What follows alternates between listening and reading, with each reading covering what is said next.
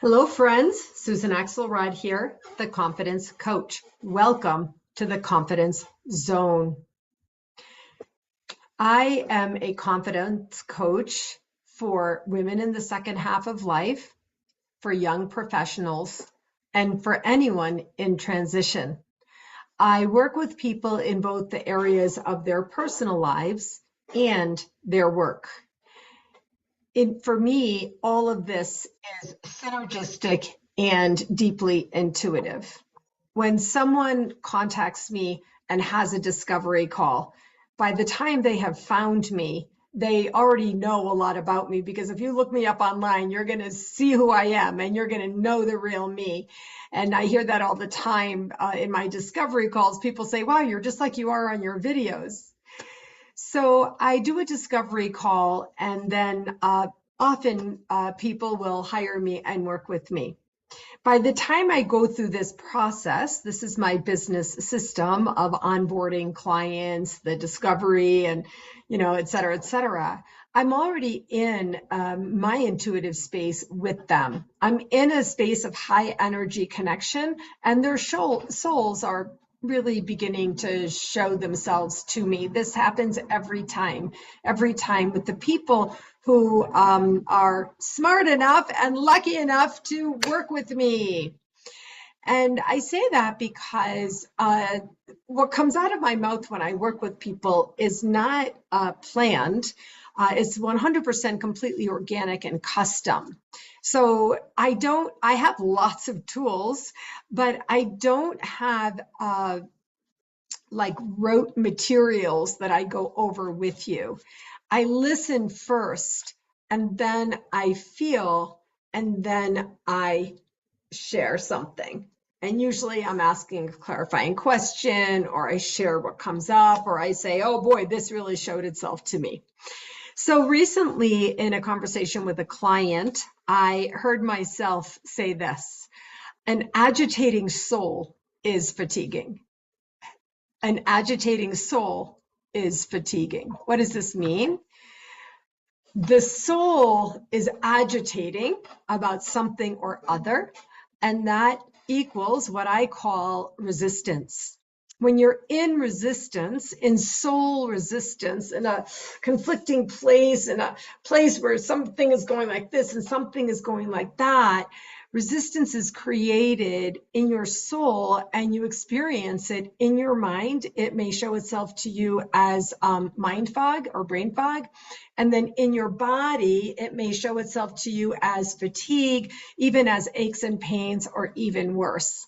And it really just shows itself to you in the overall experience that you are having in life. So I ask you here and now, how does your soul feel? Is your soul agitating about something? I want to be honest with you. My soul is agitating about something right now. I have something going on in my life that's like, oh, damn, that's so exciting. The possibility of it, the thought of it. And then right away, I'm like, oh, that's never going to happen for me. Well, I'm not going to be able to do that. That's not going to happen. So then I'm down, and then I'm up again. But what if it could? But what if it could happen for me? That would be ridiculous. That would be amazing. That would be fun and exciting and so good. And so that is kind of like a little soul agitating for me because there's something going on with me that would be really fun and crazy. But then realistically, I'm like, oh, is that really going to happen? Probably not. And then I come back here and be like, what do you mean, probably not? Why can't it happen for me? What if I have a positive outlook? What if I believe it can? And so on. You can hear from that how fatiguing that could be. So I was having a conversation with my dear friend Cornelia Stephanie recently, and we were talking about neutrality. So rising up in neutrality to the things that you experience, whether they're really bad or really exciting and amazing, or anywhere in between, is sometimes helpful to settle the soul. On the positive side, something that's upbeat and exciting and all of that, sometimes that's fatiguing too. I want to ask you again, how are you feeling? Are you feeling rested, relaxed, restored, and on point and confidently comfortable that you're in a good space? Or do you feel like your soul is a little agitated? As you consider this question, it's really important because if your soul is agitated, it's fatiguing. An agitated soul can lead you down a path that's not that great. And fatigue leads you further down a path that's even worse. And so what do we do about this? We want to come to conscious awareness of it.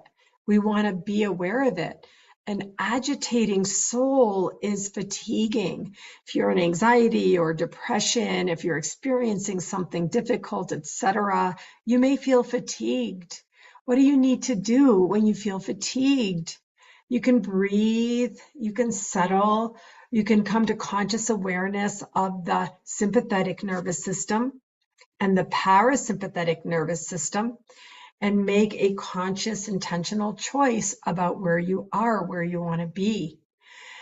If your soul is agitating and you're feeling fatigue by the world events or something happening in your own life, you can set out with intention to rest. You can wear red with fun earrings. You can have fun. You can move from fatiguing over here to something a little upbeat, bright, positive, happy. You can play music. You can journal.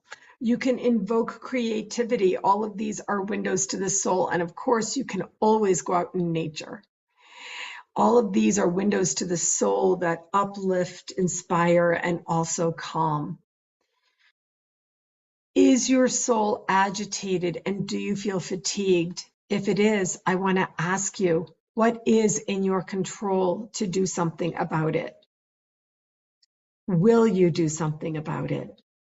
If you want, you can make a comment here in this space and we can chat about this and I will respond for sure because I'm here to motivate you and inspire you to realize if your soul is fatigued, either in life or in business or from life or from business.